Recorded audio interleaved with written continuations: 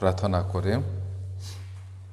স্বৰ্গত থকা মহান পিতৃ ঈশ্বৰ, তোমাৰ আচৰিত প্ৰেম আৰু মহাপৰিত্ৰাণৰ কাৰণে ধন্যবাদ। আমি তাকৰীয়া জাগতি গোট খাইছোঁ তোমাৰ বাক্য শিকিবলৈ আৰু পৰস্পৰৰ মাজত সহভাগিতা ল'বলৈ। প্ৰভু, বহুতে আহিব পৰা নাই, কিছুমানে জ্বৰ নৰীয়া হ'ব পাৰে, কিছুমানে কিবা অসুবিধা হ'ব পাৰে, নাজানো। প্ৰভু, যদি কোনোবাই জ্বৰ নৰীয়াত আছে তেওঁলোকক তুমি সুস্থতা দান কৰিবা, আৰু কোনোবা যদি বিপদত পৰিছে তেওঁলোকক তুমি সহায় কৰা, আৰু যিসকল তোমাৰ শত্ৰু শয়তানৰ দ্বাৰাই পৰীক্ষিত হৈছে তেওঁলোকক জয়ী হ'বলৈ শক্তি দিয়া, আৰু ইয়াত গোট খোৱা প্ৰতিজনৰ মন তুমি মুকলি কৰা শাস্ত্ৰীয় বচন বুজিবলৈ তোমাৰ হাতৰ বাকী সময় ৰাখিছোঁ। প্ৰাৰ্থনা যীশু নামত খুজিছোঁ, আমেন। আমি পৰিত্ৰাণৰ তত্ত্ব, ডক্ট্ৰিন অফ চেলভেশ্যন, এইটো ৰেগুলাৰ ষ্টাডি কৰিছোঁ, কিন্তু মাজে মাজে বেলেগ বেলেগ ছাবজেক্টটো ক'বলগীয়া হয়। এতিয়া পৰিত্ৰাণটো নাপালে আমি 1000 বছৰ খ্ৰীষ্টিয়ান হৈ থাকিলেও স্বৰ্গত নোসোমাব। এইটো বহুত গুৰুত্বপূৰ্ণ বিষয়।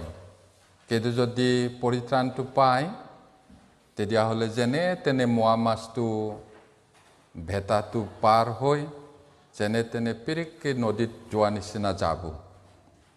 আৰু পৰিত্ৰাণ পোৱাৰ পিছত ভাল খ্ৰীষ্টিয়ান হ'ব পাৰিলেতো বহুত ভাল, এই সংসাৰতো আশীৰ্বাদ পাব, সিপাৰেও পাব। কিন্তু যদিও ভাল খ্ৰীষ্টিয়ান হ'ব নোৱাৰে, অলপ ফাংফুং হ'ব পাৰে, তথাপি পৰিত্ৰাণ পালে মানে স্বৰ্গত সোমাব। মই এইটো কোৱা নাই যে ফাংফুং খ্ৰীষ্টিয়ান হ'ব লাগে বুলি, কিন্তু পৰিত্ৰাণ পালে যিকোনো প্ৰকাৰে স্বৰ্গত যাব সেইটো। কিন্তু পৰিত্ৰাণ নাপালে ভাল খ্ৰীষ্টিয়ান নিচিনা মানুহটো নৈতিকভাৱে ভাল, একো বেয়া কথা নকয়, মাৰপিট নকৰে, ভালকৈ দানো দি থাকে, সকলো কাম কৰে, কিন্তু লাষ্টত প্ৰভুৱে ক'ব মই তোমাক চিনি নাপাওঁ। লাষ্টত তেতিয়া কি কৰিব? আপোনাৰ কথা নহয়, মোৰ কথা নহয়, এইটো ঈশ্বৰৰ কথা। গতিকে আমি একেবাৰে গুৰুত্বপূৰ্ণ বিষয়টো মন দিব লাগিব, এইটো হ'ল পৰিত্ৰাণ। আজি সেই মেইন টপিকৰ চাব টপিক এনেকৈ গৈ আছোঁ। এইটো কষ্টলিনেছ অফ চেলভেশ্যন কৈছে ইংলিছত ক'লে, অসমীয়াত পৰিত্ৰাণৰ ব্যয়বহুলতা এই কথাটো। এতিয়া দাউদ আৰু মোচেৰ মতে ঈশ্বৰৰ আঙুলিৰ দ্বাৰা প্ৰভাৱিত হৈছিল আৰু তেওঁৰ বাক্যৰ দ্বাৰাই সকলো বস্তুবোৰ সৃষ্টি হৈছিলে কৈছে। দাউদ আৰু মোচেৰ মতে ঈশ্বৰৰ আঙুলিৰ প্ৰভাৱত, মানে ঈশ্বৰে সৃষ্টি কৰিছে বুলি কৈছে সকলোকে। এতিয়া আমি যদি চাওঁ আদি পুস্তক জেনেচিছ চেপ্টাৰ 1,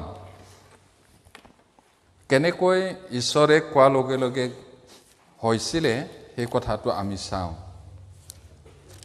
ঈশ্বৰে ক'লে পোহৰ হওক, তাতে পোহৰ হ'ল বুলি কৈছে। 1 অধ্যায় চেপ্টাৰ 1 ভাৰ্ছ 3, চেপ্টাৰ 1 ভাৰ্ছ 3 পঢ়িম। পাছে ঈশ্বৰে ক'লে পোহৰ হওক, তাতে পোহৰ হ'ল। তাৰ মানে ক্ষমতা আছে, পাৱাৰ আছে। পোহৰ হওক বুলি কওঁতে পোহৰ হ'ল। ধাৰাসাৰ বৰষুণ হৈ থাকোঁতে, ধুমুহা হৈ থাকোঁতে আপুনি আৰু মই শান্ত হওক বুলি ক'ব নোৱাৰে, ক'লেও সেইটো নামানিব। কিন্তু যীশু ঈশ্বৰ আছিলে, প্ৰকৃতিৰ ওপৰত তেওঁৰ ক্ষমতা আছে, সেইকাৰণে ধুমুহা বতাহক শান্ত কৰিব পাৰিছিল। আৰু ইয়াত ঈশ্বৰে পোহৰ হওক,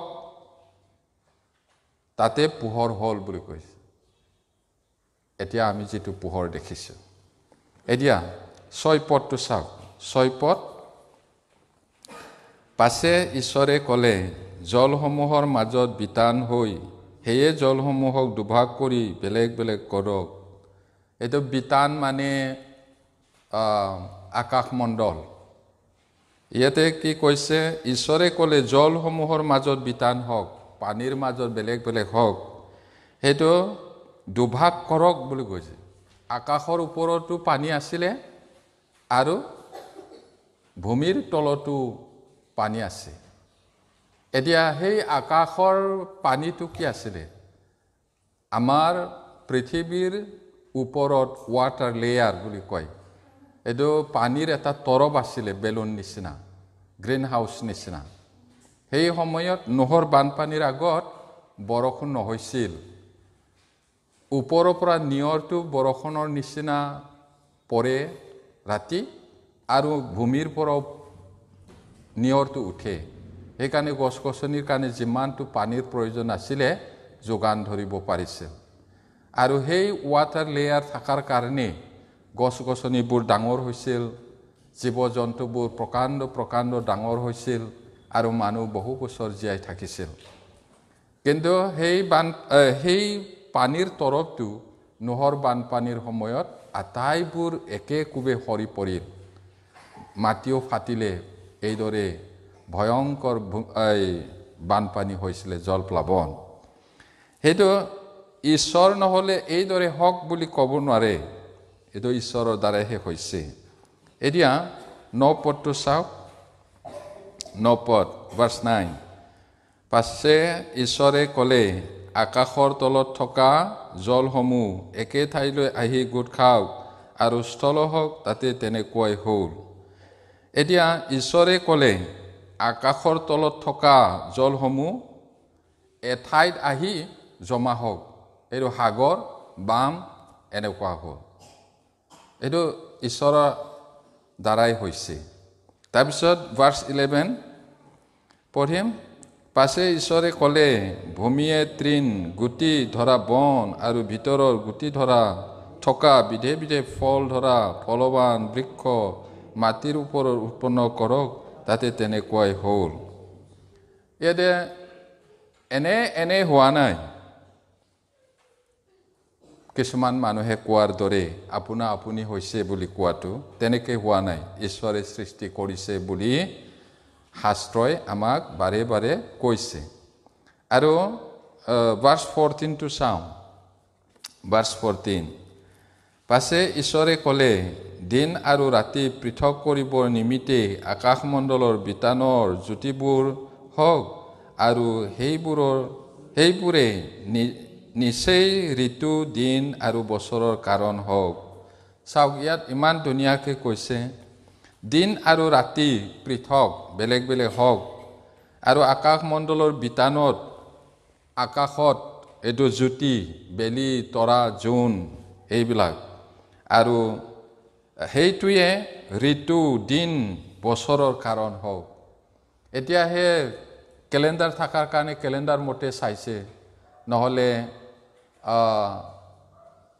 জুনৰ লগতহে কথা আছে এইটো জুনটো হিচাপ কৰে মহিলাবিলাকৰ এটা নিয়ম আছে এইটোও জুনৰ পৰাই চাই আৰু এইটো মাহত ৰুলে এনেকা হয় এইটো সময়ত ৰুলে এনেকা হয় আগতে এনেকাহে হিচাপ কৰিছিলে এতিয়াহে কেলেণ্ডাৰ চাই সেইদৰে কৰে এতিয়া ইয়াতে এইদৰে হ'ল ঈশ্বৰে কোৱা মতে এতিয়া ভাৰ্ছ 22 পঢ়িম 20 পাছে ঈশ্বৰে ক'লে জলসমূহ প্ৰচুৰ পৰিমাণে উৰক আদি জীৱ জন্তু উৎপন্ন কৰক আৰু পৃথিৱীৰ ঊৰ্ধত আকাশমণ্ডলৰ বিতানৰ চৰাইবোৰ উৰি ফুৰক এতিয়া ঈশ্বৰে কোৱাৰ দৰে আমি আটাইবোৰ চৰাই এতিয়ালৈকে দেখাই নাই হ'বলা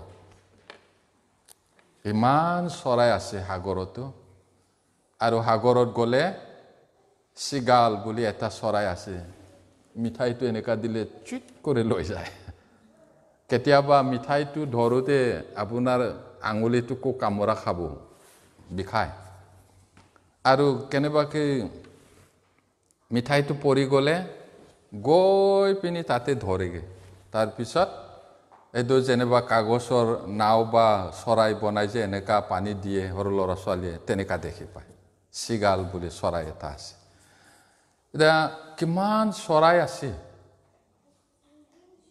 এতিয়া আমি যে সেমিনাৰ সময়ত চাওঁ এটা চৰাই ইছৰাইলত আহে বুলি এইটো মাইগ্ৰেটৰী চৰাই বুলি কয় ইয়াৰ পৰা তাত তাৰ পৰা তাত এনেকা যায় এইটো 500 মিলিয়ন চৰাই আহে বুলি কৈছে নহয় 500 মিলিয়নটো 1 মিলিয়নত 10 লাখ কিমান চৰাই হ'ব আমাৰ ভাৰততো অসমতো আহে আমিহে গম নাপাওঁ এই কাজিৰঙা নদী একবাৰ আহে বিলত বেলেগ বেলেগ দেশৰ পৰা আহে বতৰটো জানে কোন সময়ত ক'ত খাদ্য হয় তেনেকৈ যায় এইবিলাক ঈশ্বৰে সৃষ্টি কৰিছে মানুহে বনোৱা নহয় এতিয়া 26 টো চাওক 26 ভাৰ্ছ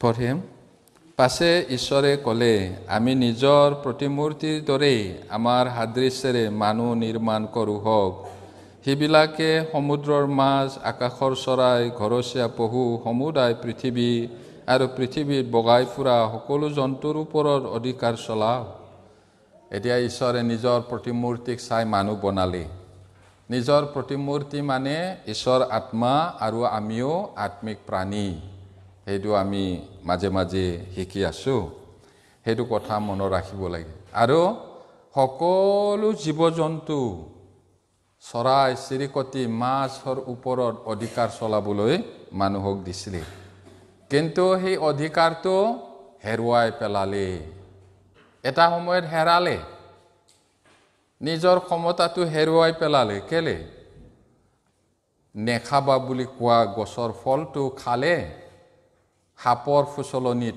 পৰি শয়তানে সাপক কথা ক'বলৈ দিছিলে আৰু সেইদৰে ঠগা খালে হাৱাই ঠগা খালে তাৰপিছত গিৰিয়েককো দিলে সিও হাৱাই ঠগ খাইছে কৈছে কিন্তু আদমে চকুটো মেলা আছে ঘৈণীয়েকৰ কথা লৈ খালে এইদৰে তেওঁলোকে পাপত পৰিছিল আৰু সেই অধিকাৰটো শয়তানৰ হাতত গ'ল।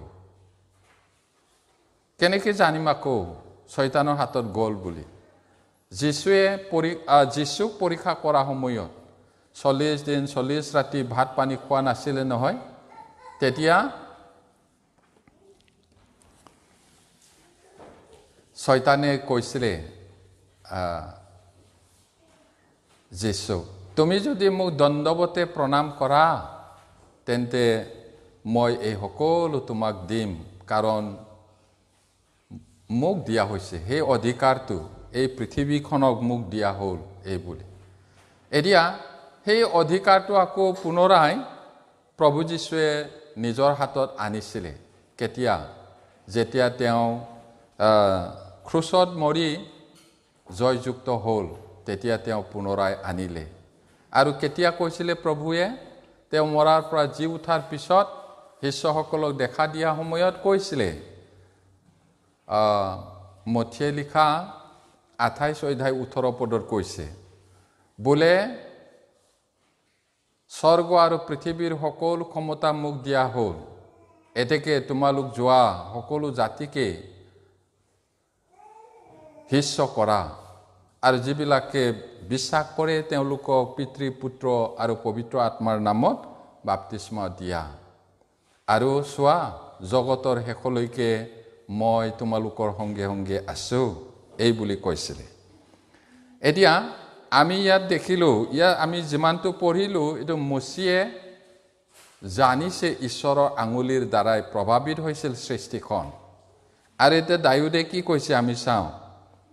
দায়ুদে গীতমালা 8 নম্বৰত কৈছে, গীতমালা 8 number, Psalms number 8 verse 3 and 4.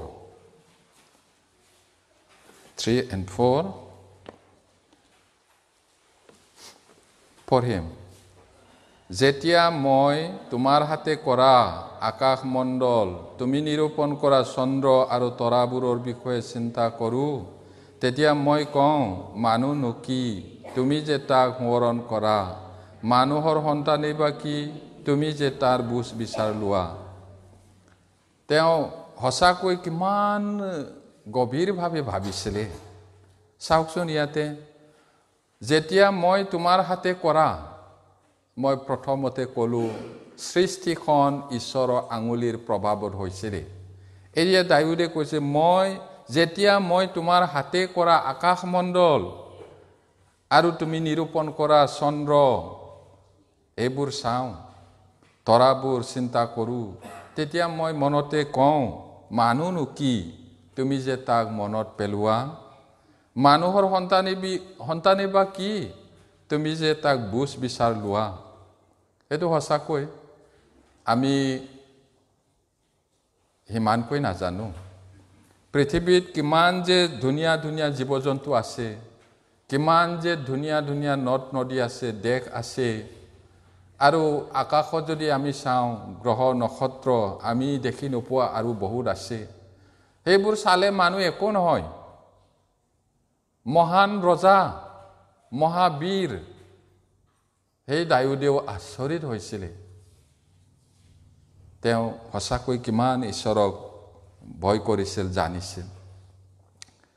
একেটা কিতাপৰে 33 number, Psalms 33, 6 and 9. Psalm 33, 6 and 9. পঢ়িম। যেহোৱাৰ বাক্যৰ দ্বাৰাই আকাশমণ্ডল নিৰ্মাণ কৰা হ'ল, আৰু তেওঁৰ মুখৰ প্ৰশ্বাসেৰেই তাক সকলো বাহিনী হ'ল। কিয়নো তেওঁ বাক্য কোৱা মাত্ৰে তাৰ সৃষ্টি হ'ল, তেওঁ আজ্ঞা দিয়া মাত্ৰে সিয়ে স্থিতি হ'ল।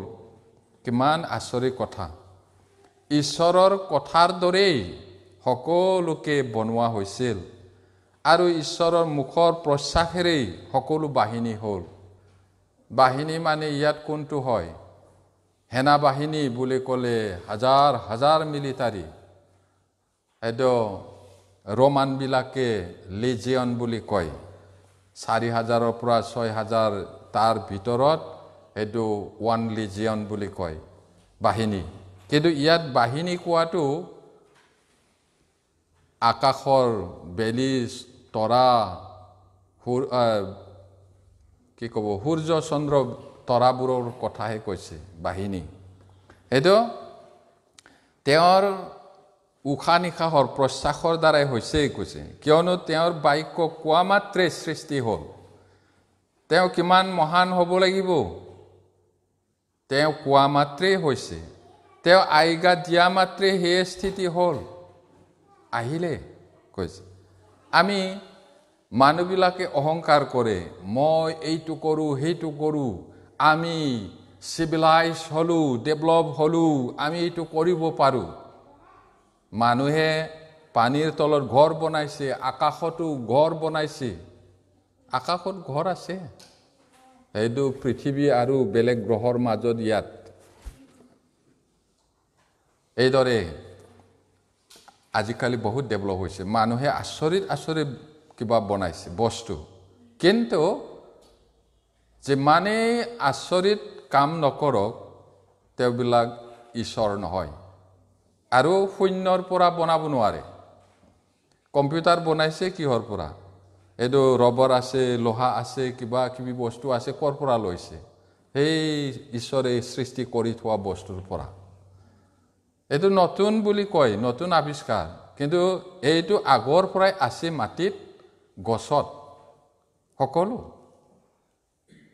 out of nothing man cannot create something শূন্যৰ পৰা কৰি পিনি কিবা এটা বনাব নোৱাৰে মানুহ ঈশ্বৰে বনোৱাৰ পৰা লৈ পিনিহে বনাব পাৰে আৰু তাতো জীৱন দিব নোৱাৰে মানুহে ধুনীয়া গোলাপ ফুল বনায় কিন্তু তাত জীৱন নাই গোন্ধ নাই কিন্তু ঈশ্বৰে বনোৱাটো হ'লে গোন্ধ থাকে জীৱন থাকে সেইটো মানুহে সৃষ্টি কৰে কিন্তু জীৱন দিব নোৱাৰে গতিকে মানুহ ঈশ্বৰ নহয় এতিয়া তেওঁৰ কথা মতেহে হৈছে যিশয়া আৰু পিতৰৰ মতে এতিয়া আমি কি পালো মচি আৰু দাউদৰ মতে সৃষ্টিখন ঈশ্বৰৰ আঙুলিৰে প্ৰভাৱিত হৈছে ঈশ্বৰেহে বনাইছে এতিয়া যিশয়া আৰু পিতৰৰ মতে পৰিত্ৰাণ ঈশ্বৰৰ বাহুৰ দ্বাৰা প্ৰভাৱিত হৈছিল আৰু তেওঁৰ ঢালি দিয়া তেজৰ দ্বাৰাহে হৈছিলে যিশয়াৰ মতে পিতৰৰ মতে পৰিত্ৰাণটো ঈশ্বৰৰ বাহুৰ পৰা কলিজাৰ পৰা ওলাইছে তেওঁ ঢালি দিয়া তেজৰ পৰাহে আহিছে কৈছে পৰিত্ৰাণ বহুত মূল্য এনে পাব নোৱাৰে আচৰিত আমি কল্পনা কৰিব নোৱাৰো কিমান মূল্য আছে এতিয়া যিশয়া 53 verse 1 Isaiah 53 verse 1 যিশয়া 53 অধ্যায় 1 পদ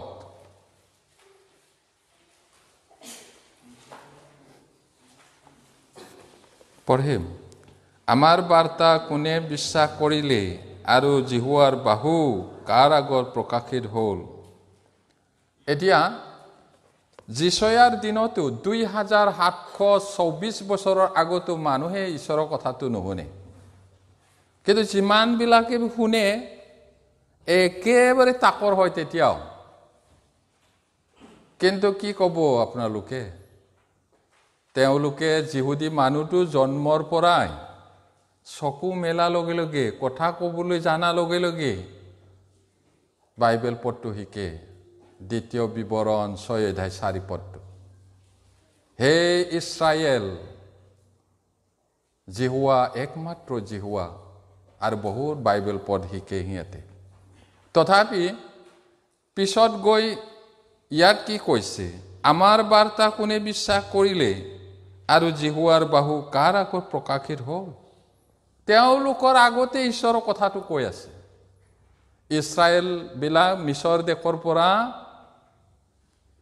6 লাখ পদাতিক বুলি কৈছে পুৰুষবিলাকো গণিছে 13টা মানুহ 20 বছৰৰ তলৰ হেতু নগনে পণ্ডিতসকলৰ মতে আটাইবোৰ 13টা ল'ৰা ছোৱালী সেইবোৰ হিচাপ কৰিলে 20 লাখ মান আছিলে কৈছে আৰু সেই 20 লাখ যিটো উলিয়াই আনিছিলে ঈশ্বৰে সব সাগৰটো পাৰ কৰাই লৈ গৈছিলে ঈশ্বৰে তেওঁলোক বিশ্বাস নকৰা কাৰণে ঈশ্বৰৰ বিৰুদ্ধ আচৰণ কৰাৰ কাৰণে অৰণ্যতে আটাইবোৰ মৰিলে সেইকাৰণে পৰিত্ৰাণটো অতিশয় গুৰুত্বপূৰ্ণ বিষয় ভাই ভনীবিলাক ধেমালিকে নল'ব এইটো লাইটকে নল'ব আৰু মনতে খং নকৰিব এইটো অতি ভয়ানক আৰু গুৰুত্বপূৰ্ণ বিষয় পৰিত্ৰাণটো 20 লাখ মানুহ হাই ইমানজন নহয় ঈশ্বৰৰ কাৰণে মানিলে তেওঁলোকে আশীৰ্বাদ পালে একজনো সোমোৱা নাই কৈছে নে দুজন অৱশ্যে দুজন কালেব আৰু যিহোশোৱা কিয় তেওঁলোকে বিশ্বাস কৰিছিল দুইজন মাত্ৰ সোমাইছে 20 লাখত দুইজন বাকিবোৰ কি হ'ল সাপে কামুৰি মৰিলে মহামাৰী হৈ মৰিলে খকুৱা হৈ ঈশ্বৰৰ মানুহ মুচি হাৰুণহঁতৰ বিৰুদ্ধে কৈ পিনি চৰাই আনিলে বতাহ চৰাই আমাৰ এতিয়া পোহে মানুহে খাবলৈ একেবাৰে খকুৱা মনেৰে খাবলৈ লওঁতে পুৰি পিনি ভাজি পিনি কেনেকৈ কৰিছিলে নাজানো এই দুটা দাঁতৰ মাজত যেতিয়া মাংসটো সোমাইছে তেতিয়াই হাগিলে মহামাৰী হ'ল মৰিলে একজন দুজন নহয় হাজাৰ হাজাৰ কেলে অবাধ্যৰ কাৰণে এতিয়াও বহুত বিদ্ৰোহী আছে নহয় ঈশ্বৰৰ বাক্য বাইবেলটোকো খাতিৰ নকৰে পৰিত্ৰাণ নিশ্চিত হ'ব লাগিব নহ'লে নহ'ব ভাই ভনীসকল সঁচাকৈ কৈছোঁ পৰিত্ৰাণ নাপালে আমি ভাই ভনী বুলি খাই বৈ ফূৰ্তি কৰি থাকিব পাৰে সেইদিনা ছেপাৰেট হ'ব অতি দুখৰ বিষয় নহ'ব জানো তেতিয়া ভাবি চাওক ভালকে 20 লাখ মানুহৰ মাজত দুইজনে সোমালে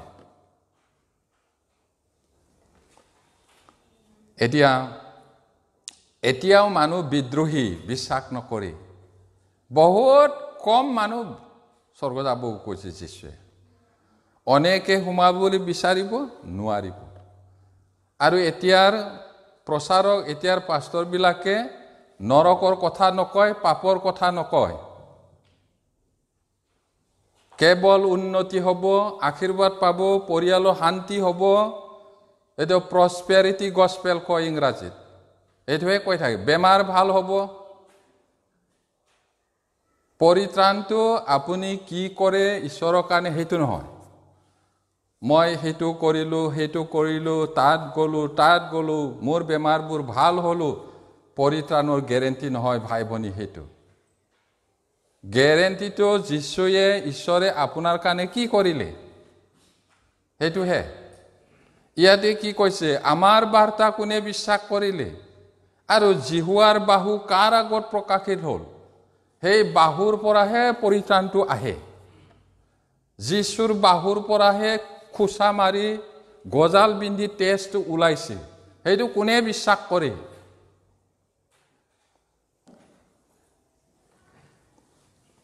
বিশ্বাস বুলি ক'লে ঢেৰ বিশ্বাস আছে জগতৰ মানুহেও ঈশ্বৰ বুলি বিশ্বাস কৰে সেই বিশ্বাসটো বেলেগ এই বাইদেউটো আমুকাৰ ঘৈণীয়েক বুলি জানা বিশ্বাসটো বেলেগ কিন্তু গিৰিয়েক ঘৈণীয়েকে উতপ্ৰোতভাৱে জানাটো বেলেগ গিৰিয়েক ঘৈণীয়েক হ'লে কি ক'লে ভাল পায় কি খালে ভাল পায় কেনেকৈ ভাল পায় তাৰ স্বভাৱটো কেনেকুৱা তাইৰ স্বভাৱটো কেনেকুৱা ভালকৈ জানে যীশুৱে কি কৈছে মোৰ মেৰবিলাকক মই জানো মোৰ মেৰবিলাকেও মোক জানে মেৰৰ নিমিত্তে মই আপোন প্ৰাণকো দিওঁ বহুত কথা এতিয়া আকৌ 6ৰ পৰা 4ৰ পৰা 6লৈকে পঢ়িম তাতে 4 পদৰ পৰা 6 পদলৈকে পঢ়িম নিশ্চয় তেওঁ আমাৰ যাতনাবোৰ ল'লে আমাৰ ৰোগৰ ভাৰ বলে তথাপি আমি হ'লে তেওঁক আঘাতিত ঈশ্বৰৰ দ্বাৰাই প্ৰহাৰিত আৰু দুখিত যেন জ্ঞান কৰিলোঁ কিন্তু আমাৰ অধৰ্মবোৰৰ নিমিত্তে তেওঁ খোচা হ'ল আমাৰ অপৰাধবোৰৰ নিমিত্তে গুৰি কৰা হ'ল আমাৰ শান্তিজনক শাস্তি তেওঁৰ ওপৰত পৰিল আৰু তেওঁৰ গাৰ সাজ বহা কোবৰ দ্বাৰাই আমি সুস্থ হ'লোঁ। আমি সকলোৱে ভেড়াৰ নিচিনাকৈ গৈছিলোঁ, প্ৰতিজনে নিজ নিজ বাট লৈছিলোঁ, আৰু জিহুৱাই আমাৰ সকলোৰে অপৰাধৰ ভাৰ তেওঁৰ ওপৰত দিলে। এইটো যিশয়া মতে ঈশ্বৰৰ বাহুৰ পৰাহে পৰিত্ৰাণটো আহিছে, তেজৰ পৰা। প্ৰেম প্লাছ তেজ এইদৰে আহিছে। এতিয়া তেওঁ জন্ম হোৱা নাছিলে তেতিয়া। যিশয়া ভাৱবাদীৰ যোগেদি 700 ইয়াৰ্ছ আগতে সেই ত্ৰাণকৰ্তা কেনেকৈ আহিব, কেনেকৈ মৰিব আমাৰ কাৰণে সেইটো কৈছিলে।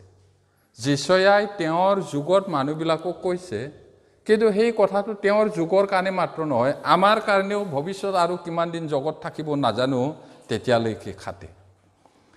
এতিয়া তেওঁ আমাৰ কাৰণে যাতনা ল'লে, প্ৰভু যীশুৱে আমাৰ ৰোগৰ ভাৰ বলে। সেইটো পাপ ৰোগ, শাৰীৰিক ৰোগটোকো তেওঁ পৃথিৱীত থকা সময় সুস্থ কৰিছিলে। তাৰ মিনিংটো পাপৰ ৰোগটো যিজনে বিশ্বাস কৰে তেওঁ সুস্থ হ'ব। আৰু আমি তেওঁক মাৰ খোৱা, ঈশ্বৰৰ দ্বাৰা মাৰ খোৱা বুলি দোষিত, সি ঈশ্বৰৰ কাৰণে বেয়া মানুহ হোৱাৰ কাৰণে মাৰ খালে, এনেকুৱা ভাবিব পাৰে। কিন্তু আপোনাৰ কাৰণে, মোৰ কাৰণে, পাপী মানুহৰ কাৰণেহে তেওঁ মাৰ খাইছিলে। কিন্তু আমাৰ অধৰ্মবোৰৰ নিমিত্তে তেওঁ খোচা হ'ল। গজালেৰে ভৰিটো খুচিলে, হাতটো খুচিলে, তাতো সন্তুষ্ট হোৱা নাই, কোষত আকৌ খুচি দিলে। যোহনে ভালকৈ লিখিছে, তেজ আৰু পানী বৈ গৈছিল বুলি।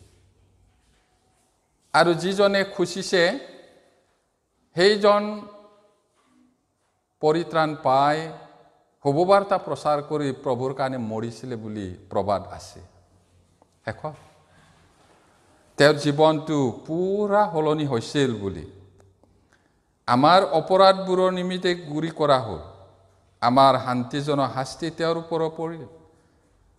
পাপী মানুহৰ শান্তি নাই ঈশ্বৰৰ লগত। মানুহটো বহুত ভাল হ'ব পাৰে, বেয়া নহ'বও পাৰে, হ'লেও ঈশ্বৰৰ লগত নহয়।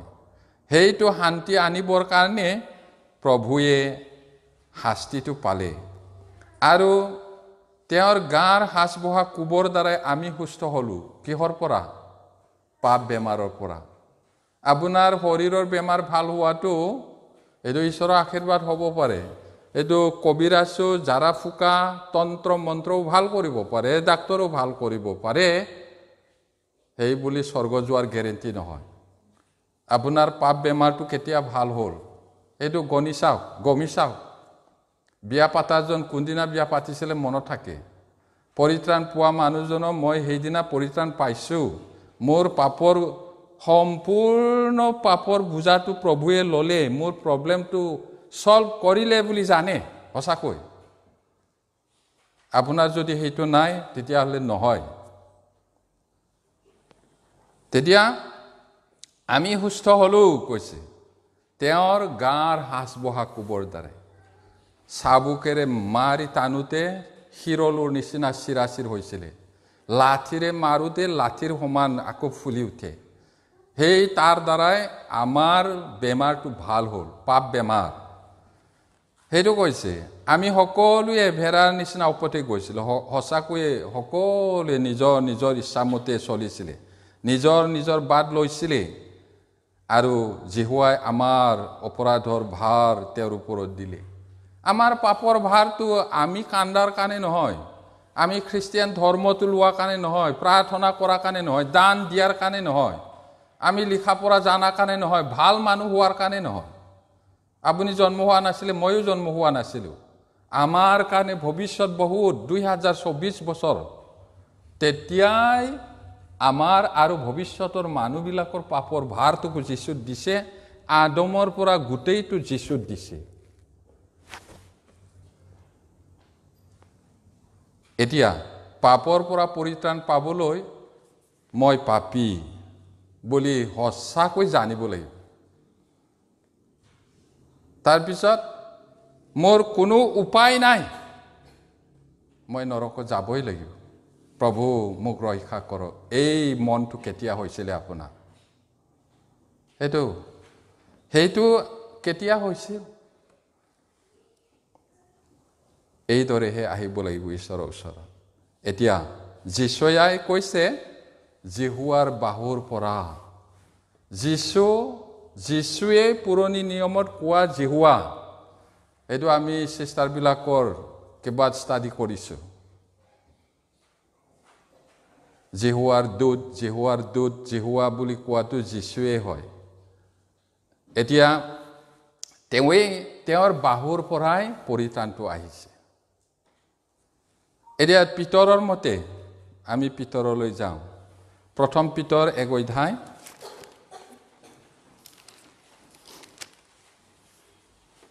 প্ৰথম পিতৰ 1 অধ্যায় 18-19 পদ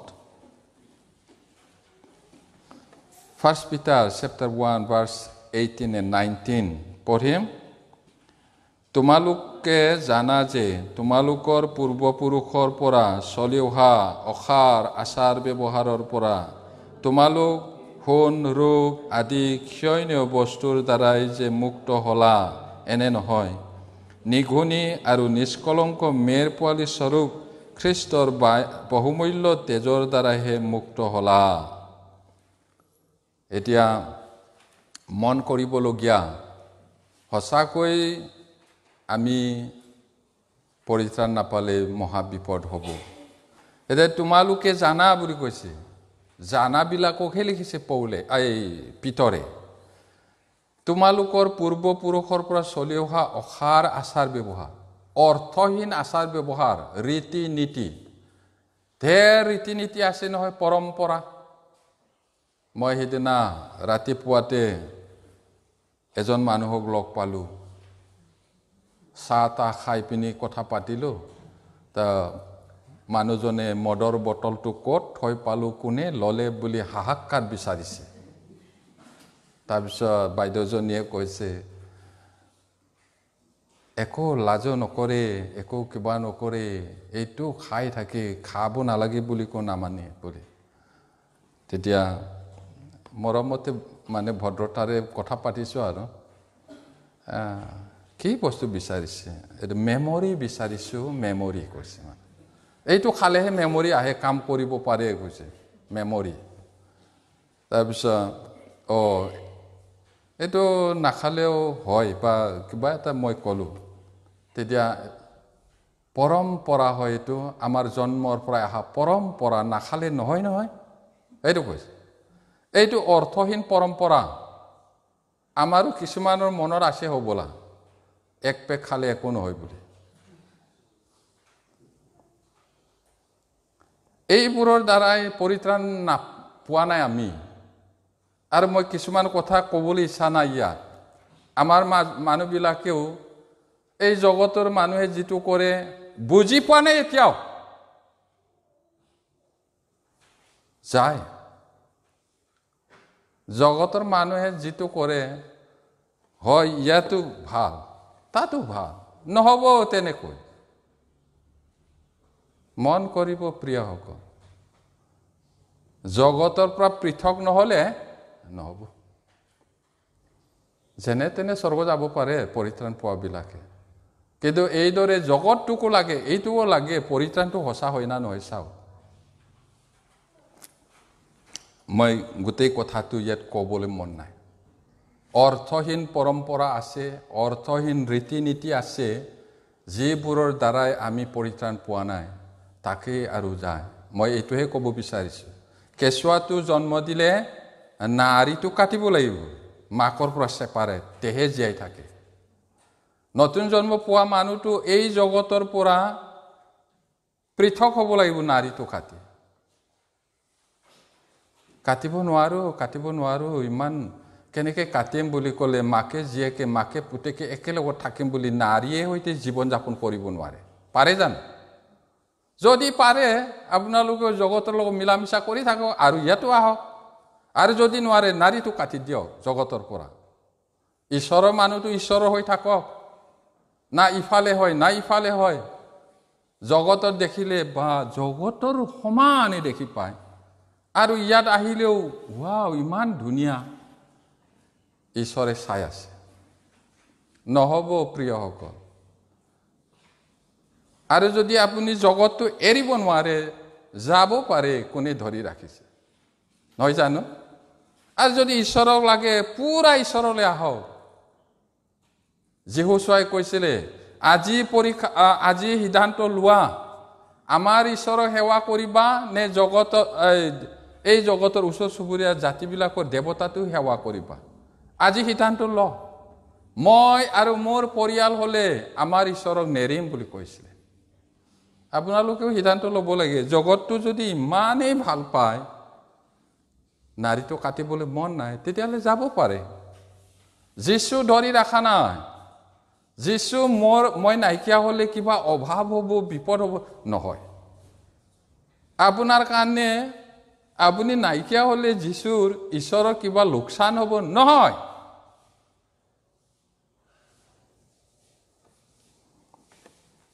সেইটো এতিয়া পিতৰে কি কৈছে এইটো পূৰ্বপুৰুষৰ পৰা চলি অহা অসাৰ আচাৰ ব্যৱহাৰ অৰ্থহীন আচাৰ ব্যৱহাৰৰ পৰা তোমালোক সোণ ৰূপ আদি ক্ষয়িষ্ণু বস্তুৰ দ্বাৰাই যে মুক্ত হলা এনে নহয় সেইবোৰৰ দ্বাৰাই আমি পৰিত্ৰাণ পোৱা নাই নিঘুনি একো গুণ নথকা একো দাগ নথকা নিষ্কলংক মেৰ পোৱালী স্বৰূপ যীশুখ্ৰীষ্টৰ বহুমূল্য তেজৰ দ্বাৰাহে মুক্ত হলা গতিকে যীশুৱেও কৈছিলে ঈশ্বৰৰ বাহুৰ পৰা পৰিত্ৰাণটো আহিছে বাহু প্ৰেম প্লাছ তেজ জীৱন আৰু ইয়াতো কৈছে নিষ্কলংক কোনো দাগ নাই আৰু একো গুণ নাই এনেকুৱা মেৰ পোৱালী স্বৰূপ খ্ৰীষ্টৰ বহুমূল্য তেজৰ দ্বাৰাহে তোমালোকে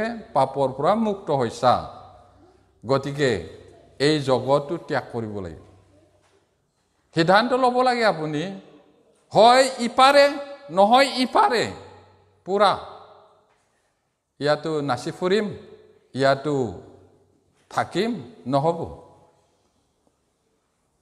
নহয় সেইটো তাৰপিছত প্ৰকাশিত বাক্য পুস্তকত যোহনে স্বৰ্গৰ সকলোৱে খ্ৰীষ্টক তেওঁৰ সৃষ্টি কামৰ বাবে আৰু পৰিত্ৰাণৰ বাবে প্ৰশংসা কৰা লিখি ৰাখিছে লিপিবদ্ধ কৰি ৰাখিছে প্ৰভুৱে যে সকলোকে কৰিলে তাৰ স্বৰ্গত পৰিত্ৰাণ পোৱা মানুহবিলাকে ধন্য ধন্য বুলি কৈছে আৰু আমি এদিন কম তাত Revelation 4:11 প্ৰকাশিত বাক্য 4:11 পদ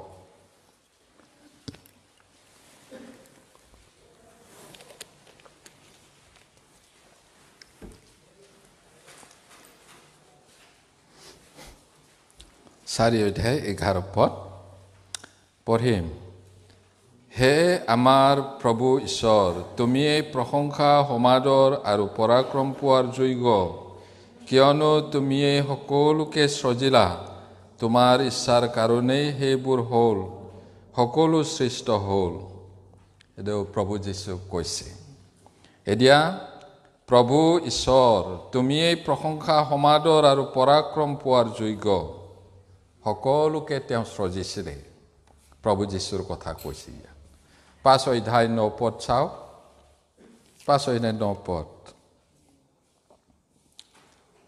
পঢ়িম আৰু তেওঁবিলাকে এটি নতুন গীত গান কৰিলে বোলে নুৰাটো ল'বলৈ আৰু তাৰ চাপ মেলিবলৈ তুমিহে যোগ্য কিয়নো তুমি হত হলা আৰু সকলো ফৈত ভাষা ৰাজ্য আৰু জাতিবিলাকৰ মাজৰ পৰা ঈশ্বৰৰ উদ্দেশ্যে প্ৰজাসমূহক নিজৰ তেজেৰে কিনিলা ইয়াতে স্বৰ্গত থকা লোকসকলে নতুন গীত গান কৰিলে এটা চাপ মৰা চিল মাৰা কিতাপ আছিলে এইটো কোনেও খুলিব নোৱাৰে তাৰ কাৰণে যোহনে কান্দি আছিলে এইটো কিবা লিখা আছে কিতাপত কোনেও খুলিব নোৱাৰে বুলি তেতিয়া স্বৰ্গদূতে কৈছিলে তুমি কিয় কান্দিছা এইটো দায়ুদ বংশৰ সেইজনা এই বুলি তেওঁহে খুলিব পাৰে। পিছত ইয়াতে কৈছে তেওঁবিলাকে এটি নতুন গীত গান কৰিলে বোলে নোৰাটো ল'বলৈ আৰু তাৰ শিলটো মেলিবলৈ তুমিহে যোগ্য, প্ৰভু যীশুক কৈছে। কিয়নো তুমি মৰিলা আৰু সকলো ফৈদ ভাষা ৰাজ্য আৰু জাতিবিলাকৰ মাজৰ পৰা ঈশ্বৰৰ উদ্দেশ্যে প্ৰজাসমূহক নিজৰ তেজেৰে কিনিলা। যীশুৱে এই পৃথিৱীৰ সকলো মানুহে পৰিত্ৰাণ নাপায়, কিন্তু সকলো ফৈদৰ পৰাই অলপটোতো সকলোৱে পৰিত্ৰাণ পাব নিশ্চয়। আৰু এইটোকে ইয়াত কৈছে।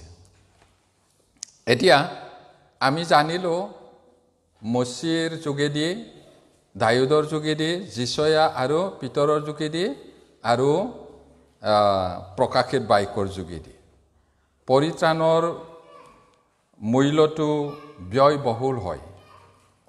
এতিয়া পুৰণি নিয়মত পৰিত্ৰাণৰ প্ৰকাৰ কেনেকৈ, পুৰণি নিয়মত কি কৈছিলে পৰিত্ৰাণটো? আদম আৰু হাৱাক পৰিত্ৰাণে আমাক কাপোৰ পিন্ধা বুলি দেখুৱাইছে।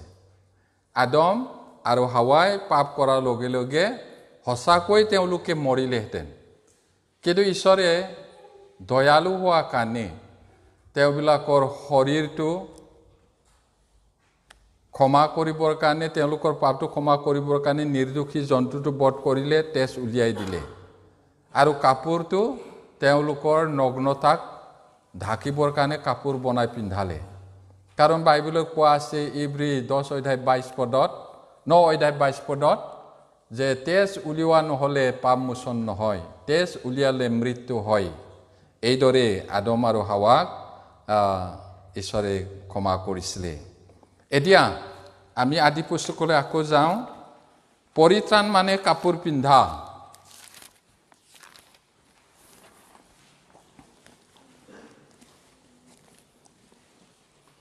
আদি পুস্তক 3 অধ্যায় 21 পদ।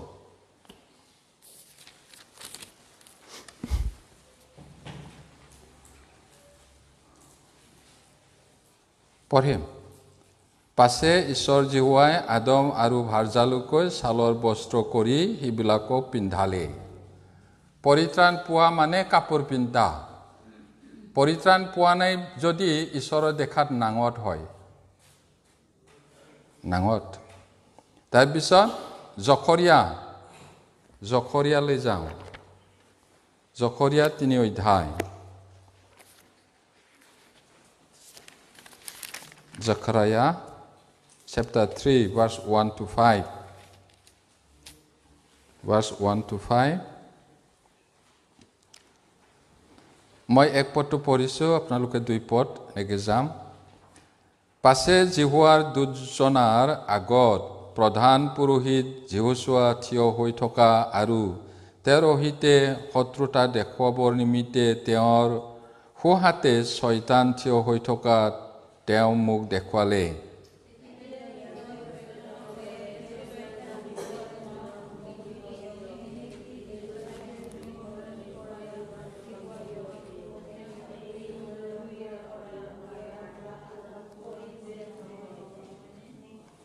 সেই সময়ত জিহুচোৱাই মলিন বস্ত্ৰ পিন্ধি দূতজনৰ আগত থিয় হৈ আছিল।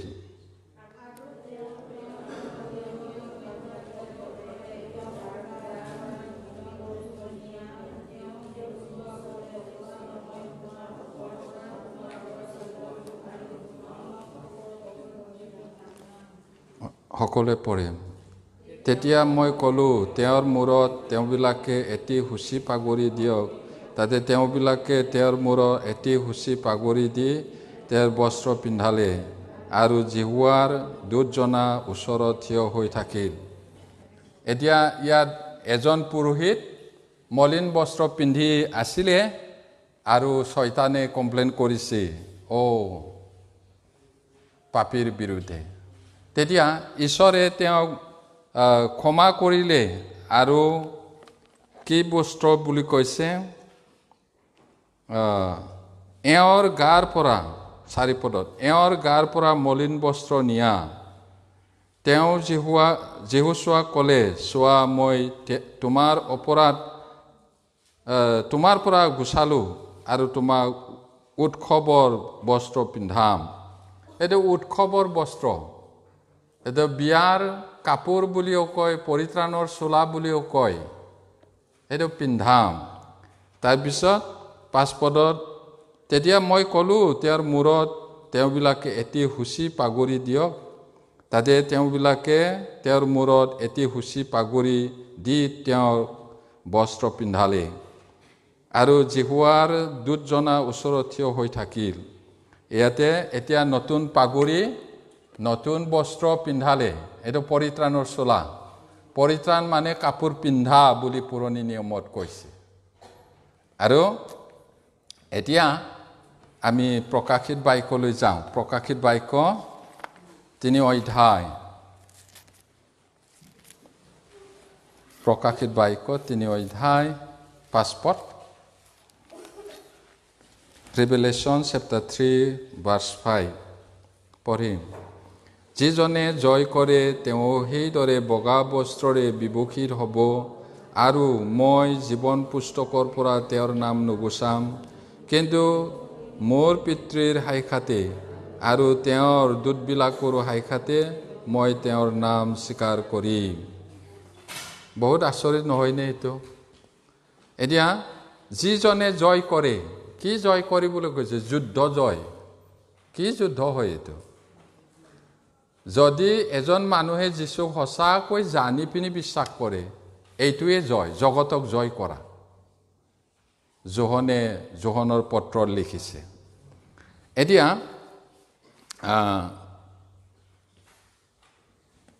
যিজনে জয় কৰে কি হ'ব কৈছে?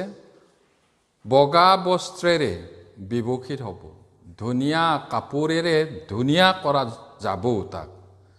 আৰু মই জীৱন পুস্তকৰ পৰা তেওঁৰ নাম নুগুচাম। জীৱন পুস্তক, দ্য বুক অফ লাইফ, তাৰ পৰা নুগুচাম বুলি কৈছে। মানুহৰ নামটো জীৱন পুস্তকত লিখা থাকে, আৰু জীৱনৰ শেষলৈকে সেইটো বাট চাই থাকে। মৰালৈকে যদি মানুহজন মন পালতাই ঘূৰি নাহে, ঈশ্বৰে দিয়া পৰিত্ৰাণটো গ্ৰহণ নকৰে, তেতিয়াহ'লে মুচি পেলায়, ডিলিট কৰে। এতিয়া যিজনে জয় কৰিব তেওঁক ধুনীয়া কৰা হ'ব, আৰু জীৱন পুস্তকৰ পৰা তেওঁৰ নামটো নুগুচাব। আৰু প্ৰভুৱে নিজৰ পিতৃৰ সাক্ষাতে আৰু দূতবিলাকৰ সাক্ষাতে সেই মানুহজনক স্বীকাৰ কৰিব, একনলেজ কৰিব, এইটো বিশ্বাসী। সেইটো নহ'লে নামটো কাটি দিব। এতিয়া প্ৰশ্নটো হ'ল, আপুনি পিন্ধিছেনে নাই কাপোৰটো? সঁচাকৈ সেই কাপোৰটো যদি পিন্ধা নাই, পৰিত্ৰাণ যদি পোৱা নাই, নাঙত হয় ঈশ্বৰৰ আগত। নাঙত মানুহে ঈশ্বৰৰ আগত যাব নোৱাৰে, নাঙত মানুহে সমাজত যাব নোৱাৰাৰ নিচিনা। 18 পদটো চাওক, ভাৰ্চ 18। তাতে পঢ়িম।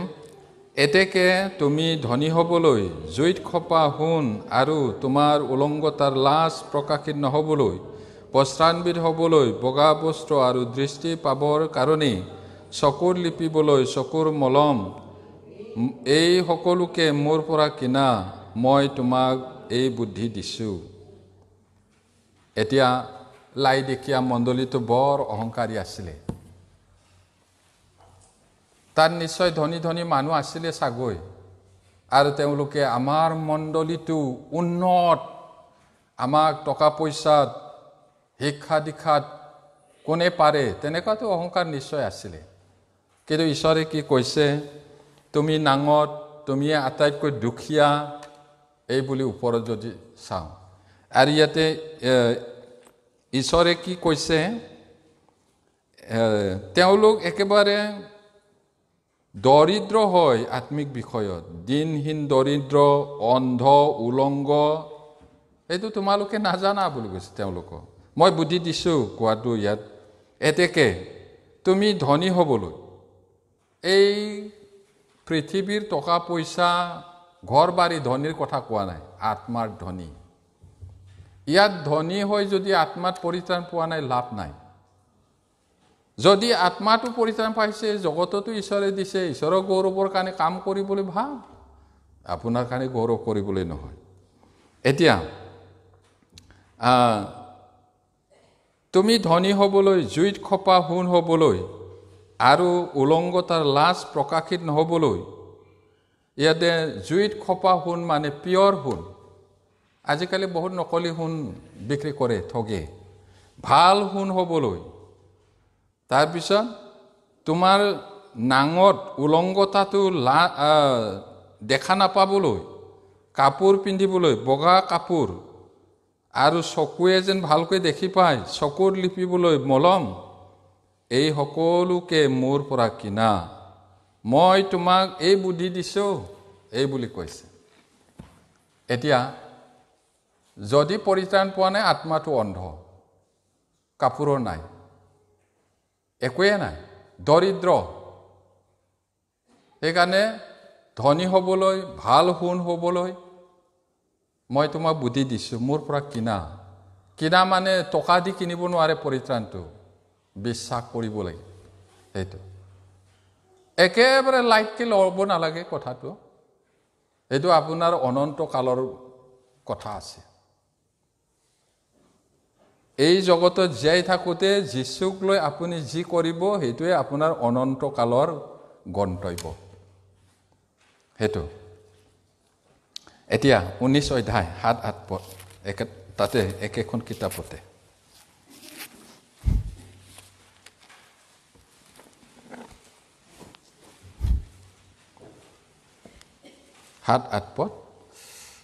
Chapter 19, verse 7 and 8 পঢ়িম।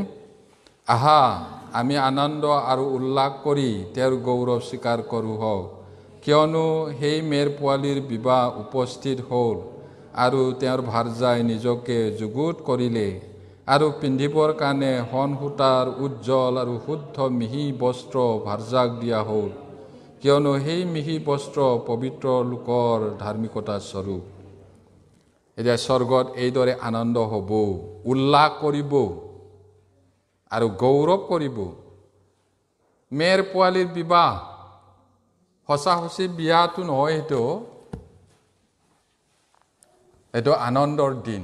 বিয়াত মানুহে কান্দিবলৈ নাযায়, বিয়াত ফূৰ্তি ফাৰ্তা নাচিবলৈ, খোৱা বোৱা কৰিবলৈহে যায়। সেই প্ৰভু যেতিয়া আমি লগ পাম, সেই আদমৰ যুগৰ পৰা আৰু পিছত কিমান দিন জগতটো থাকে নাজানো, সঁচা পৰিত্ৰাণ পোৱাবিলাকে প্ৰভুৰ লগত যাব, এইটো মহামিলন। আৰু যিবিলাকে বগা বস্ত্ৰ পিন্ধিলে, চকুত লিপিবলৈ কাজল ল'লে, সঁচা সোণ হ'বলৈ জুইত খপা খালে, তেওঁবিলাকেহে যাব। সেইটো আৰু সেইদিন মহামিলনত বহুত আনন্দ হ'ব। এতিয়া পিন্ধিবৰ কাৰণে শণ সূতাৰ উজ্জ্বল আৰু শুদ্ধ মিহি বস্ত্ৰ ভাৰ্যাক দিয়া হ'ল, এইটো পৰিত্ৰাণৰ চোলা, পৰিত্ৰাণৰ কাপোৰ। এতিয়া সেইটোক পবিত্ৰ লোকৰ ধাৰ্মিকতা স্বৰূপ বুলিও কৈছে। পৰিত্ৰাণ পোৱা মানুহবিলাকৰ ধাৰ্মিকতা স্বৰূপ, এইটোও বুজাইছে। এতিয়া আদম আৰু হাৱাৰ ওপৰত প্ৰথম ভয়ংকৰ ফল আছিল ঈশ্বৰৰ আগত তেওঁলোকৰ লাজ উলংগতাৰ উপলব্ধি। তেওঁলোকে প্ৰথম ফলটো খোৱাৰ পিছত ফাৰ্ষ্ট উপলব্ধি, সেইটো কি আছিলে?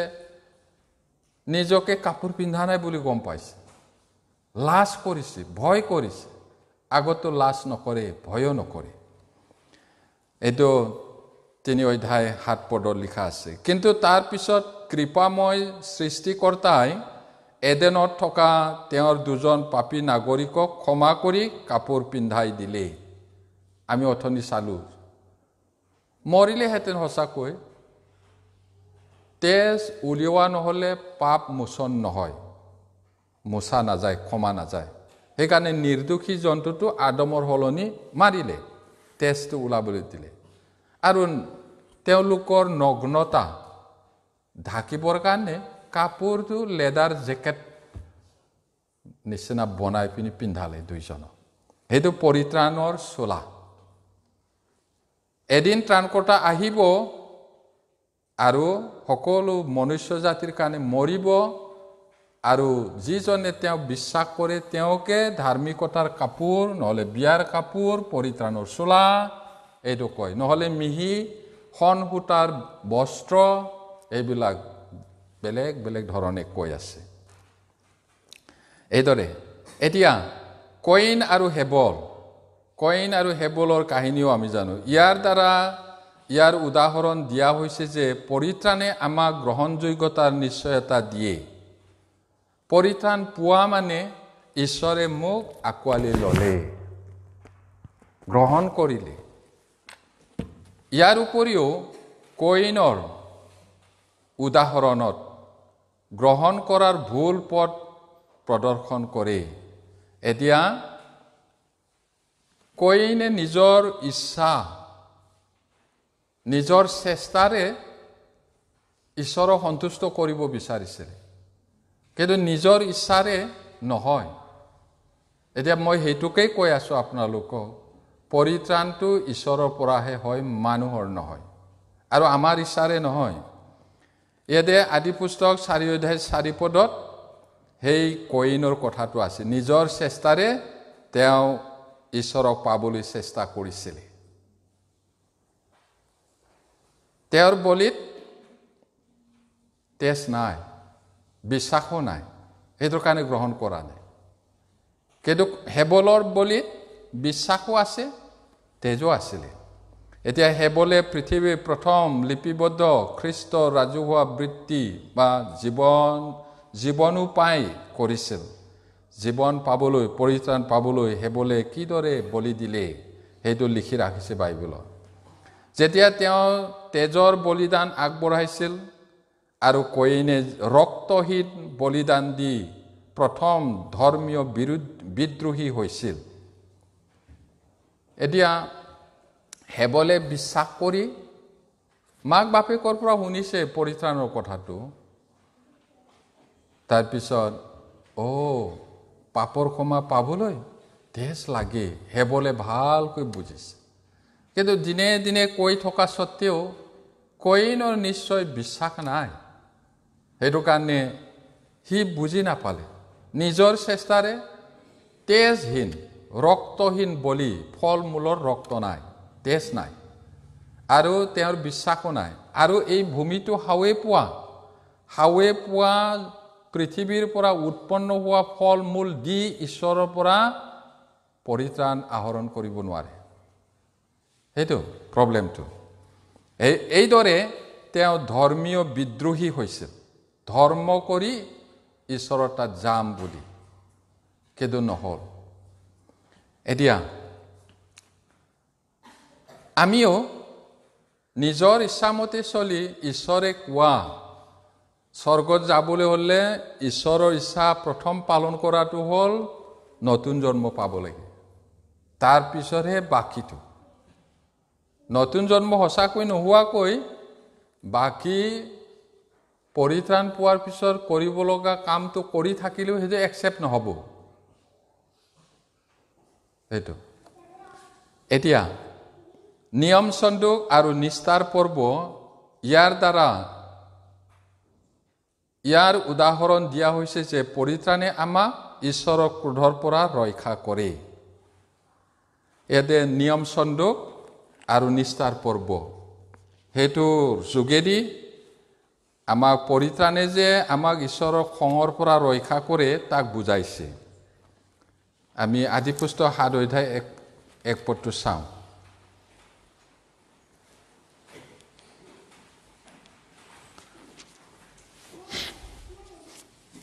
7 অধ্যায় 1 পদ Genesis chapter 7 verse 1 পঢ়িম পাছে জিহুৱাই নোহক ক'লে তুমি সপৰিবাৰে জাহাজত উঠা গৈ কিয়নো এই কালৰ লোকৰ মাজত মোৰ সাক্ষাতে তোমাকহে ধাৰ্মিক দেখিছো এতিয়া ইমান লাখ লাখ মানুহ আছে তেওঁলোকেওতো কিবা নহয় কিবা ধৰ্ম কৰি আছে কিন্তু ঈশ্বৰক বিশ্বাস কৰাটো নোহোৱা মাত্ৰ আছিল তাৰপিছত যাত্ৰা পুস্তকত চাওঁ যাত্ৰা পুস্তক Exodus 12:23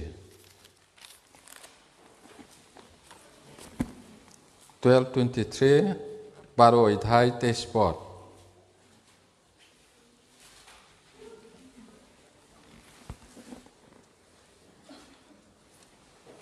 পঢ়িম কিয়নো জিহুৱাই মিছৰীয়াহঁতক আঘাত কৰিবৰ নিমিত্তে তোমালোকৰ ওচৰেদি গমন কৰিব তাতে দুৱাৰৰ চৌকাঠৰ ওপৰৰ ডালত আৰু তাৰ দুই দাঁতিৰ দুডালত সেই তেজ দেখি জিহুৱাই সেই দুৱাৰ এৰি যাব আৰু তোমালোকক বিনষ্ট কৰিবৰ নিমিত্তে তোমালোকৰ ঘৰত সংহাৰকৰ্তাক সোমাবলৈ নিদিব এতিয়া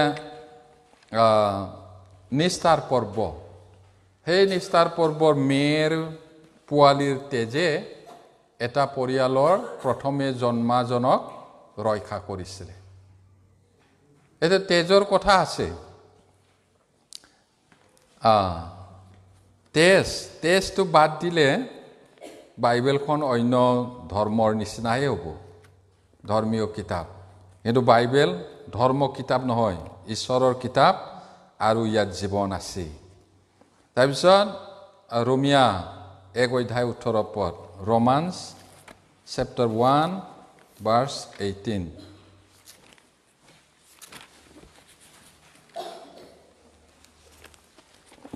পঢ়িম কাৰণ যিবোৰে অধাৰ্মিকতাৰ দ্বাৰাই হয়তক নিবাৰণ কৰে সেইবোৰ মানুহৰ সকলো ভক্তি লংঘন আৰু অধাৰ্মিকতাৰ বিৰুদ্ধে স্বৰ্গৰ পৰা ঈশ্বৰৰ ক্ৰোধ প্ৰকাশিত হৈছে এতিয়া অনেক হয়ত লংঘন অধাৰ্মিকতাৰ দ্বাৰাই হয়তক নিবাৰণ কৰে সেইবোৰ মানুহৰ সকলো ভক্তি লংঘন অধাৰ্মিকতাৰ বিৰুদ্ধে ঈশ্বৰৰ খংটো প্ৰকাশিত হয় তেনেকুৱা মানুহ এই পৃথিৱীত বহুত আছে এতিয়াও কলস্যা 3:6 পদ কলস্যা 3:6 পদ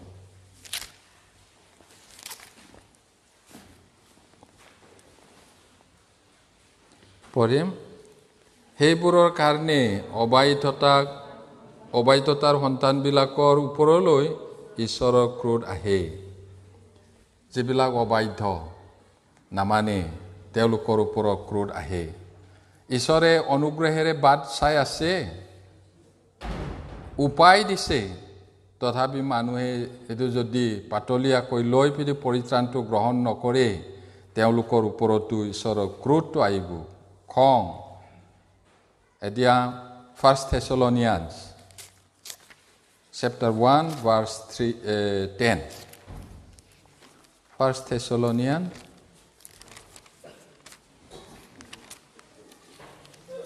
chapter 1 verse 10 প্ৰথম থেছালনিকিয়া 1:10 পদ পঢ়িম তেওঁ স্বৰ্গৰ পৰা অহালৈকে অপেক্ষা কৰিবলৈ কিদৰে তোমালোকে প্ৰতিমাবোৰৰ পৰা ঈশ্বৰলৈ পালতিলা সেই সকলো কথা তেওঁবিলাকে নিজে বৰ্ণনা কৰে থেছালনিকিয়া মণ্ডলীৰ ভাই ভনীবিলাকে প্ৰতিমাবোৰৰ পৰা মূৰ্তিৰ পৰা মন সলনি কৰি ঈশ্বৰলৈ ঘূৰিছিলে ঈশ্বৰৰ সেৱা কৰিবলৈ যিবিলাকে মন পালতাই ঘূৰি আহে তেওঁলোকক ঈশ্বৰে গ্ৰহণ কৰিব প্ৰকাশিত বাক্য 6:17 পদ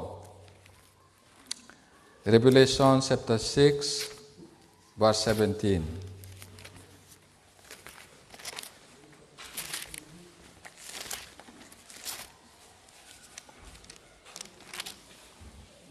verse 17 পঢ়িম কিয়নো তেওঁলোকৰ ক্ৰোধৰ তহা দিন আহিল আৰু কোনে থাকিব পাৰে লাষ্টত যদি গ্ৰহণ নকৰে লাষ্টলৈকে মৰালৈকে তেতিয়াহ'লে তেওঁবিলাকৰ ক্ৰোধৰ তহা দিন সহ্য কৰিব নোৱাৰিব কোনে থাকিব পাৰিব প্ৰভুৱে এদিন এইটো বিচাৰ কৰিব আৰু সেইদিনা কোনে থাকিব পাৰিব এতিয়া অসুৰক্ষিত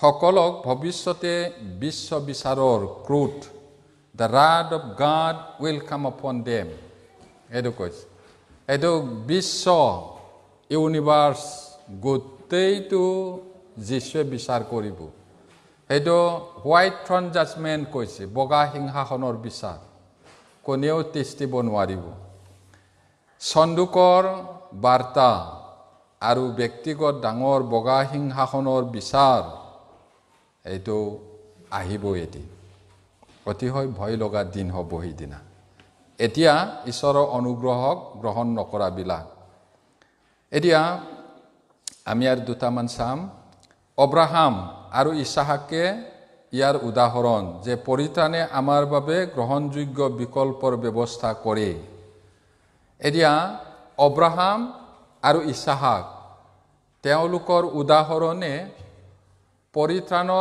আমাৰ পৰিত্ৰাণৰ বাবে সলনি এনেকা উদাহৰণ দিছে আমি তাক চাওঁ আদি পুস্তক Genesis 22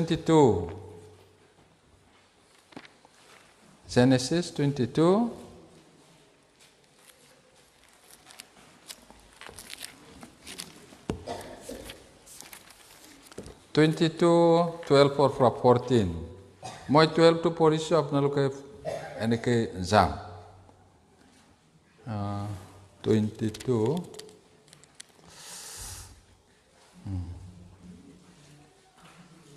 মই পঢ়িছোঁ 12 টো তাতে দুতে ক'লে তুমি ল'ৰাৰ গাত হাত নিদিবা আৰু তুমি তাক একোকেই নকৰিবা কিয়নো তুমি যে ঈশ্বৰৰ ভয়কাৰী লোক তাক মই এতিয়া জানিছোঁ কাৰণ তোমাৰ পুত্ৰ তোমাৰ একেটি পুত্ৰকে মোক দিবলৈ সন্মত নহলা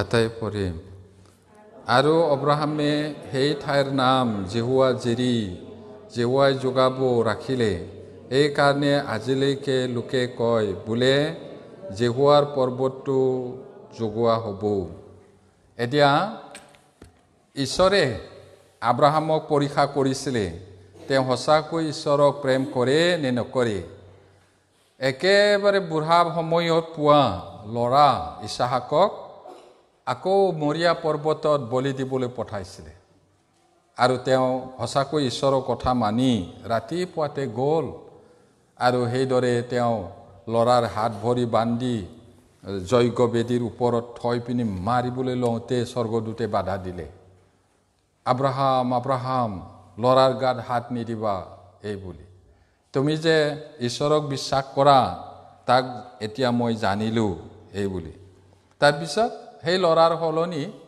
এটা হিং লগা ভেড়াটো দেখিলে আৰু তাকে লৈ তেওঁ বলি দিলে এতিয়া সলনি ল'ৰাৰ সলনি সেই ভেড়াটোক দিলে আৰু জিহুৱা জিৰি বুলি ঈশ্বৰে যোগাব ৰাস্তাত যাওঁতে ল'ৰাই সুধিছিলে দেউতা আমি যজ্ঞ দিবলৈ গৈ আছোঁ খৰি আছে দাও আছে খেৰ আছে জুই আছে ভেড়া পোৱালিটো ক'ত বুলি জেহুৱা জিৰি এই বুলি কৈছিলে এতিয়া সেইদৰে সঁচাকৈ ইছাহাকৰ সলনি ঈশ্বৰে যোগান ধৰিলে এতিয়া আমি অথনি পঢ়িলোঁ যে যীশুৱে 53 অধ্যায় 4 পৰা 6 পদত আমাৰ সলনি তেওঁ নিজৰ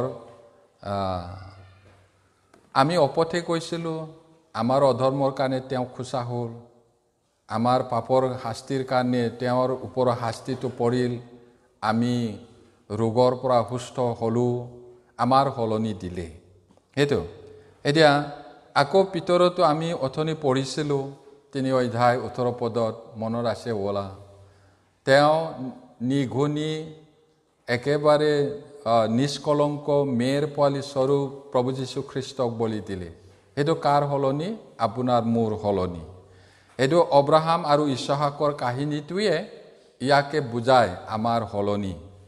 এইটো অব্ৰাহামে ইছহাকক বলিদান দিয়াৰ প্ৰায় 20 শতিকাৰ পাছত এজন পিতৃয়ে সেই একেটা ঠাইতে নিজৰ একমাত্ৰ পুত্ৰক ওপৰলৈ তুলিলে, কিন্তু এইবাৰ শেষ মুহূৰ্তত কোনো ৰেহাই পোৱা নগ'ল।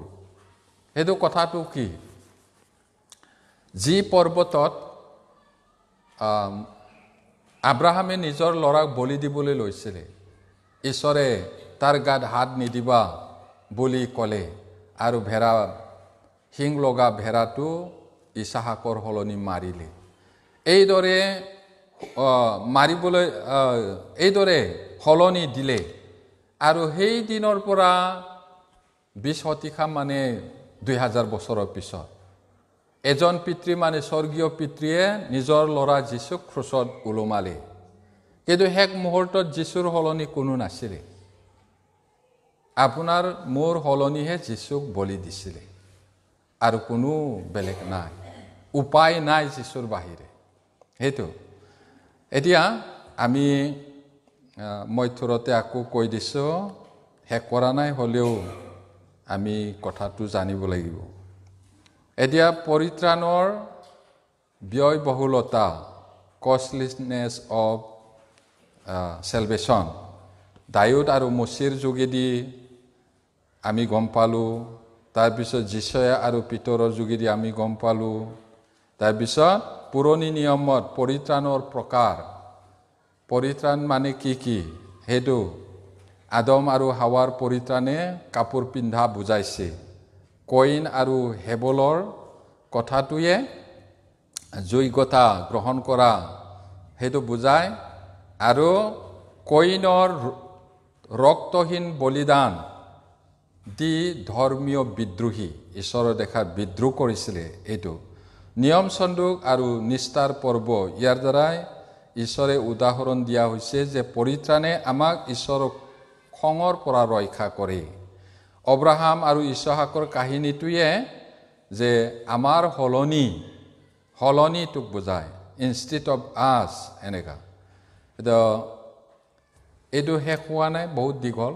আজিৰ কাৰণে মই ইয়াতে থৈছোঁ, প্ৰাৰ্থনা কৰিম। স্বৰ্গত থকা মহান পিতৃ ঈশ্বৰ, তোমাৰ আচৰিত প্ৰেম, মহা অনুগ্ৰহৰ কাৰণে ধন্যবাদ। আমাক যে তুমি মহা পৰিত্ৰাণ দিছা, তাৰ কাৰণে ধন্যবাদ। আৰু যিসকলে এতিয়াও